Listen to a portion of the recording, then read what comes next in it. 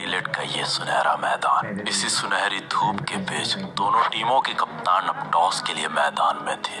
Toss कप्तान king Kohli के पक्ष में गया और टॉस जीतकर टीम इंडिया के कप्तान ने पहले बल्लेबाजी करने का फैसला किया। पिछले 5 साल में पहली बार ऐसा हो रहा था जब कंगारू बिना डेविड वार्नर, बिना स्टीव स्मिथ के अब मैदान में थे।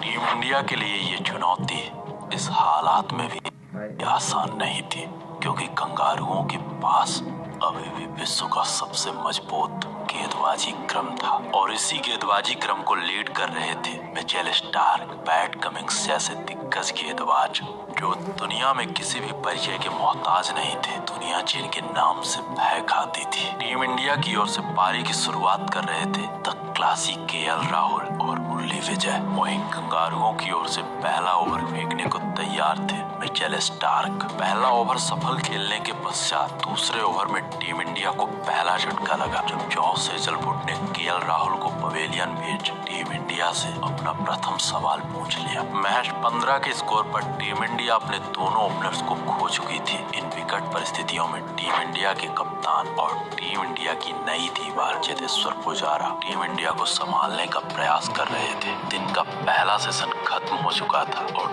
टीम इंडिया महज 42 के स्कोर पर अपने प्रमुख 4 बल्लेबाजों को खो चुकी थी। एक छोर से पुजारा दीवार बन चुका था, वहीं दूसरे छोर से रोहित शर्मा अभी अभी टीम इंडिया के लिए मैदान में आए थे। चेतेश्वर अपने डिफेंस से कंगारुओं को झका रहे थे, तो वहीं रोहित शर्मा अपने आक्रामक रवैये से बल्लेबाजी कर रहे थे। इन दोनों के बीच एक साझेदारी के चलते टीम इंडिया धीरे धीरे एक सम्मानजनक स्कोर की ओर बढ़ रही थी, परंतु रास्ते में लियोन ने रोहित शर्मा को रोक लिया। मैच 86 के स्कोर पर आधी टीम इंडिया पवेलियन से ये मैच देख रही थी। वहीं दूसरे छोर से चेतेश्वर नाम का वो पुजारा टीम इंडिया के एक मजबूत दीवार बन चुका था। उस दीवार को गिराने के लिए कंगारुओं ने अपने तरकस से हर तीर चलाए, परंतु बीच में खड़ा वो शख्स एक छोर से टीम इंडिया के लिए स्तंभ था, जिस पर किए गए कंगारुओं के हर प्रहार बेबस बेदम नजर आए। कुछ वक्त के लिए ऋषभ ने भी पुजारा का साथ दिया। पुजारा अपने डिफेंस से टीम इंडिया के लिए अर्धशतक बना चुके थे, लेकिन दूसरे छोर से कोई भी बल्लेबाज पुजारा का साथ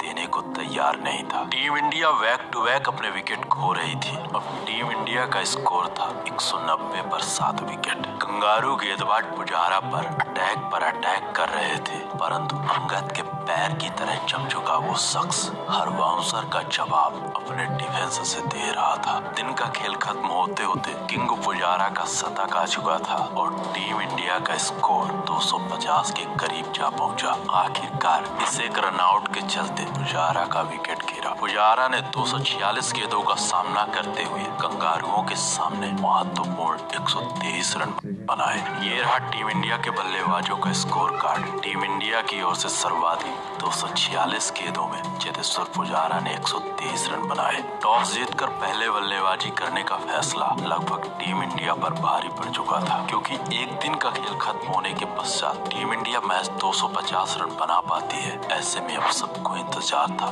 कंगारू पारी का। कंगारुओं की ओर से पारी की शुरुआत कर रहे थे एरॉन फिंच और उस्मान ख्वाजा। ईशांत ने पहले ही ओवर में फिंच को 0 पर आउट कर कंगारुओं को पहला झटका दिया। दूसरे दिन के पहले सेशन में कंगारू 48 रन पर अपने 2 विकेट खो चुके थे। कुछ देर पश्चात अश्विन ने एक बार फिर से पलटवार किया और शॉन मार्श को अपने जाल में फंसा लिया। अश्विन की फिरकी कंगारुओं के समझ से परे थी। कोई भी कंगारू बल्लेबाज अश्विन को समझने को तैयार नहीं था। अश्विन अपने अंदाज में अश्विन अपना काम बखूबी कर रहे थे। ऐसे में अब बारी थी टीम इंडिया के पेस अटैक के। टीम इंडिया के पेस अटैक से जसप्रीत बुमराह ने पीटर हैंड्सकॉम्ब को आउट कर 120 के स्कोर पर आधे कंगारुओं को मैदान के बाहर भेज दिया। देखते ही देखते संपूर्ण कंगारू टीम इंडिया के गेंदबाजों के सामने घुटने टेक चुकी थी। कोई अश्विन के सामने घुटने टेक रहा था तो किसी को ईशांत शर्मा समझ नहीं आ रहा था। कोई बुमराह के सामने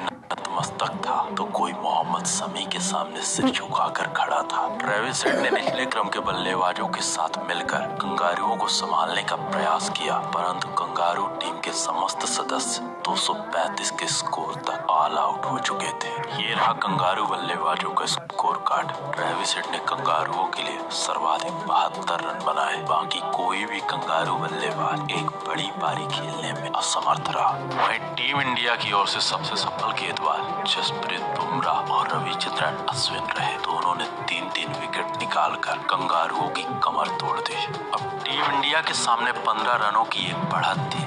पहली पारी में बल्लेबाजों के निराशाजनक प्रदर्शन के पश्चात टीम इंडिया के इन गेंदबाजों ने टीम इंडिया की वापसी करवा दी थी। ऐसे में अब जिम्मेदारी थी बल्लेबाजों की, और अपनी इस जिम्मेदारी को समझते हुए टीम इंडिया के दोनों ओपनर्स ने एक बार फिर पैड पहनकर टीम इंडिया के लिए एक शानदार शुरुआत देने का प्रयास किया। ऐसे में इन दोनों बल्लेबाजों ने मिलकर पहले विकेट के लिए 50 से अधिक रन जोड़ डाले, परंतु 63 के स्कोर पर टीम इंडिया ने मुरली विजय के रूप में अपना पहला विकेट खोया। मुरली के पश्चात केएल राहुल भी 76 के स्कोर पर टीम इंडिया का साथ छोड़ चुके थे। एक अच्छी शुरुआत के पश्चात team India back to back अपने विकेट खो रही थी। ऐसे में एक बार फिर लगा कि टीम इंडिया कहीं कोलैप्स ना कर जाए, परंतु चेतेश्वर पुजारा और किंग विराट ने 100 रनों की साझेदारी कर टीम इंडिया को उस मुसीबत से बाहर निकाल दिया। विराट के आउट होने के पश्चात अजिंक्य रहाणे ने चेतेश्वर पुजारा के साथ मिलकर 70 रनों की एक जुझारू पारी खेली, परंतु पुजारा और रहाणे के आउट होने के पश्चात एक बार फिर टीम इंडिया का निचला क्रम कंगारू गेंदबाजों के घेरे में आ गया और आखिर के सभी बल्लेबाज एडिलेड के इस मैदान में खाता न खोल सके। देखते ही देखते एक बड़ी बढ़त की ओर बढ़ रही टीम इंडिया दूसरी पारी में 307 रनों पर सिमट जाती है। अब ऐसे हालात में कंगारुओं के सामने लक्ष्य था 330 रनों का। टीम इंडिया के सामने एक सुनहरी जीत का अवसर था, परंतु कंगारुओं की धरती में कंगारुओं के सामने इस जीत की कल्पना आसान नहीं थी। ये रहा टीम इंडिया के बल्लेबाजों का स्कोर कार्ड। इस पारी में रहाणे ने भी 147 गेंदों में 70 रन बनाए। पंत ने महज 16 गेंदों में 28 रन पीट दिए। लॉयन ने इस पारी में 42 ओवर फेंक के टीम इंडिया के 6 बल्लेबाजों का शिकार किया। अब कंगारुओं के सामने 323 रनों का एक विशाल लक्ष्य था। ऐसे में टीम इंडिया के कप्तान ने एक नई रणनीति का अनुसरण किया। एक छोर से अश्विन तो वहीं दूसरे छोर से मोहम्मद शमी को बॉल थमा दी। कप्तान विराट की ये रणनीति टीम इंडिया के लिए कारगर साबित हुई और दिन के पहले सेशन तक कंगारू महज 60 रन बना पाते हैं और कंगारुओं के 3 प्रमुख बल्लेबाज टीम इंडिया के गेंदबाजों के सामने घुटने टेक चुके थे। टीम इंडिया धीरे धीरे जीत की ओर बढ़ रही थी। शमी ने पीटर को आउट कर कंगारुओं को चौथा बड़ा झटका दिया। फिर ट्रेविस हेड ने मार्स के साथ मिलकर एक साझेदारी लगाने का प्रयास किया, परंतु ईशांत शर्मा ने ट्रेविस को आउट कर आधे ऑस्ट्रेलिया को पवेलियन से मैच देखने के लिए मजबूर कर दिया। अब कंगारुओं की आधी सेना इस मैच को पवेलियन से देख रही थी। धीरे धीरे मार्स टीम इंडिया के लिए एक चुनौती बन रहा था, परंतु जसप्रीत बुमराह ने मार्स को आउट कर संपूर्ण कंगारू टीम की कमर तोड़ दी। टीम इंडिया एडिलेड के मैदान में महज 31 रनों से जीत चुकी थी। इस जीत के हीरो रहे टीम इंडिया के ये गेंदबाज और चेतेश्वर पुजारा। टेस्ट क्रिकेट के इतिहास में पहली बार ऐसा हुआ था जब टीम इंडिया कंगारुओं की धरती में सीरीज का पहला टेस्ट मैच जीत चुकी थी। ऐसे में अब संपूर्ण विश्व को एक सशक्त संदेश था, ये नया भारत है, ये किसी भी हालात में हार मानने को तैयार नहीं। वहीं कंगारुओं ने भी यकीन दिला दिया था कि ये हार भले ही उनकी पहली हार हो, परंतु अगले टेस्ट मैच में इसका 2 गुना प्रहार होगा। ऐसे में ये दोनों टीमों की जंग अब अलग ही लेवल पर जाने को तैयार थी। तो सुनते रहिए, देखते रहिए द डॉक्यूमेंट्री कुछ सवालों के साथ। क्या कंगारू पलटवार कर पाएंगे टीम इंडिया पर? क्या बरकरार रहेगा टीम इंडिया का